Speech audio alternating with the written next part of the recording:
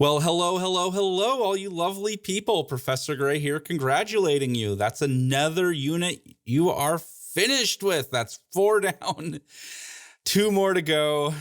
Yay, I think. Yeah, we're almost there. I know. So now we begin Unit 5 of the course, which considers deontological approaches. Now recall, we have seen already this major division when it comes to ethical theories, between teleological theories and deontological theories. And so what do these mean? Let's get to remind ourselves of these things. Well, first we have teleology, which holds that the goodness of outcomes is the only thing with intrinsic moral value. And so these theories do emphasize, as we've seen now a lot, the consequences, the impact, the outcome of our actions. We're not talking about the intent and motivation driving those actions. So that's teleology. And of course, there is this usual debate between different teleological theories concerning, well, the outcomes for whom? Which outcomes who do we care about when it comes to these outcomes? Is it like ethical egoism and it's only you care about how the outcomes affect you? Or are we talking more about consequentialism and how your actions affect everyone? So yeah, is it just about you or is it about everyone affected? And that's, ethical egoism versus consequentialism on that point. Meanwhile, we have deontology. Yes, deontology, which says that there are other things with intrinsic moral value besides the goodness of outcomes. And as we've seen now already, that often these other concerns take the form of constraints or limitations on how you may act. And of course, the one big constraint that seems to be pretty popular is that constraint against harm. But always the major debate within deontological theories concerns the nature of these constraints, because you have absolutist deontology that says the constraints always apply and they can never be violated or overruled. Meanwhile, you have a more moderate forms of deontology which say constraints can have thresholds or tipping points, and those are just the point at which the constraint no longer applies. Too much of something else is at stake, and so the constraint has to be let go. And so now here in Unit 4 of the course, we're going to start digging a little bit deeper into different approaches or different types of deontological theories. And so with this module that we're doing right now, I want to give a framework again for just a kind of understanding these deontological approaches and other ways to kind of see how they're different from more consequential, more utilitarian approaches especially. Because with utilitarianism, as we've seen now, it was always about, the need to promote the greater good. The greater good. And that is the last time I'm ever going to do that. So thank heavens we've endured that enough. We are done. So anyway, what was I saying? Once again, the greater good. That's nice, isn't it? Anyway, we've seen the greater good of utilitarianism is about aggregating up, all these individual goods or individual happinesses and aggregate them, sum them up all together. And that's the greater good. And the goal, of course, of utilitarianism is to look at that overall number, that overall aggregate, and try to maximize that. Again, the principle of utility as the greatest good for the greatest number of people. And so now in contrast to that concern for the greater good, we will now see, I want to introduce in this module, the idea of a concern with the common good. The common good. The idea behind the common good is that there might be something we all have in common, and that's something that morality is somehow supposed to respect or promote. I think you can already have ideas about what that might look like. We've had lots of clues, I think, so far. But again, this is different from utilitarianism's concern with the greater good, because that's just a math problem, taking, again, our individual goods and summing them up all together to get that greater good, that aggregate good. And instead, we want to look to what we have in common and think about how do we promote that common good instead. And introduce you to this idea and motivate it a bit, I've included for the reading for this module a transcript of a BBC radio broadcast that went out right after those November 2015 terrorist attacks in Paris. So that's like a few years ago now.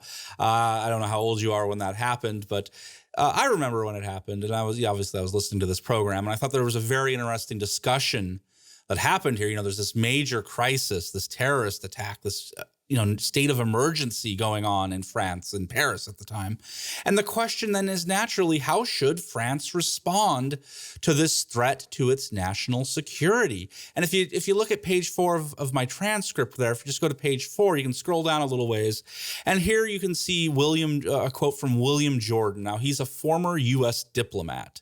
And what Jordan says here is that the real question is, to what extent are the French prepared to give up personal liberties in order to allow sort of the development of a sort of American-style security state? Now, this is definitely a common attitude when it comes to things like the common good, this idea that there just must be trade-offs between personal liberty and national security. Especially in a time of crisis, you just cannot have both. If you want to stop the terrorist attacks, if you want to protect national security, you are going to have to limit freedom and liberty. And I think this is safe to say this attitude actually embodies perhaps a deep concern for the greater good, because that is, again, the greater good we've seen now, especially in the work of John Stuart Mill, this emphasis on security. And so most utilitarians would absolutely agree that national security does almost inevitably mean that liberties will have to be limited in some pretty significant ways to protect society, to protect national security.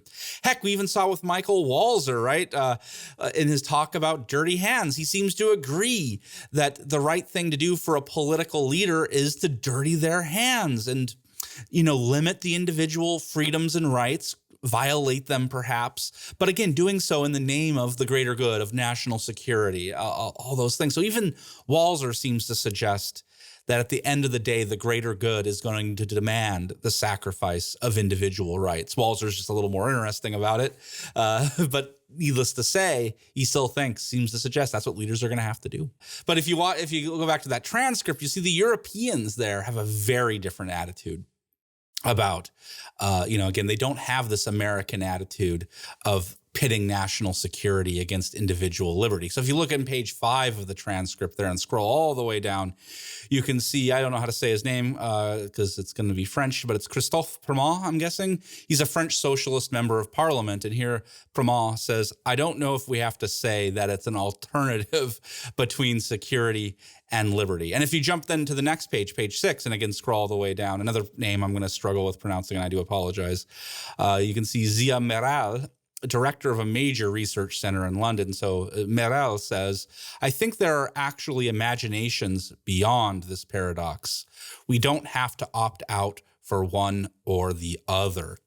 And that's what I want to explore in this unit, or in this module, excuse me. In this module, is I want to think about what are these imaginations that Meral would like us to explore to get out of this paradox where national security and individual liberties seem to be in conflict with one another.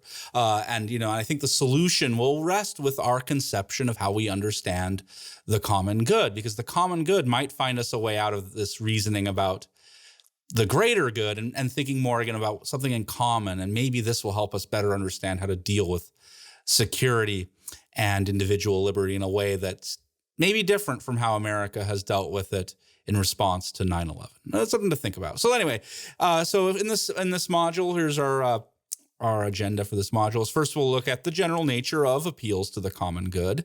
And then after that, we'll look at the corporate conception of the common good. However, I think we'll see pretty quickly this corporate conception of the common good really starts to look a lot like a utilitarian approach to the greater good. And we'll talk about that for sure. So, and then after that, though, then third, and finally, we'll look at the generic interests conception of the common good. Here we'll see now a genuine, I think, new idea that's not about the greater good, but really is about the common good. And this is not going to be anything like the utilitarian concern for the greater good. So that's it. That's our module. A lot of fun stuff here to go into. However, before I dive into all that, I think it's time for our first quick break, as always. So why don't you go take that quick break, come back, and we'll get started.